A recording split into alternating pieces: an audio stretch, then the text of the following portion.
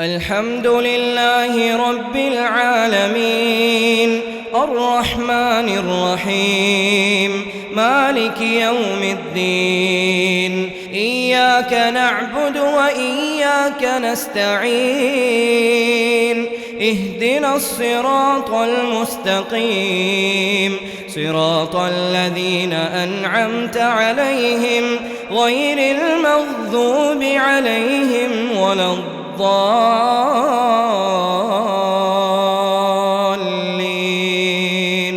آمين. يا أيها الذين آمنوا إذا نكحتم المؤمنات ثم طلقتموهن من قبل أن تمسوهن فما لكم عليهن من عدة تعتدونها فمتعوهن وسرحوهن سراحا جميلا. يا أيها النبي إنا أحللنا لك أزواجك اللاتي آتيت أجورهن وما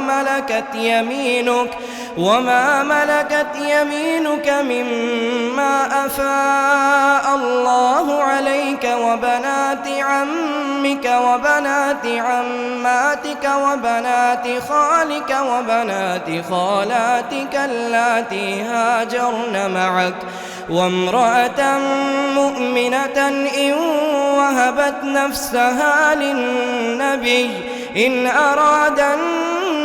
النبي أن يستنكحها خالصة لك من دون المؤمنين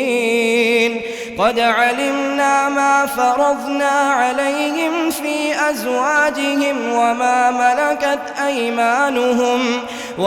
ملكت أيمانهم لكي لا يكون عليك حرج وكان الله غفورا رحيما. ترجي من تشاء منهن وتؤوي إليك من تشاء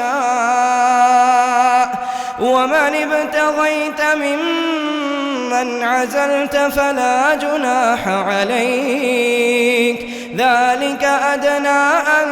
تقر أعينهن ولا يحزن ويرضين بما آتيتهن كلهن والله يعلم ما في قلوبكم وكان الله عليما حليما. لا يحل لك النساء من بعد ولا أن تبدل بهن من أزواج ولو أعجبك حسنهن إلا ما ملكت يمينك وكان الله على كل شيء رقيبا.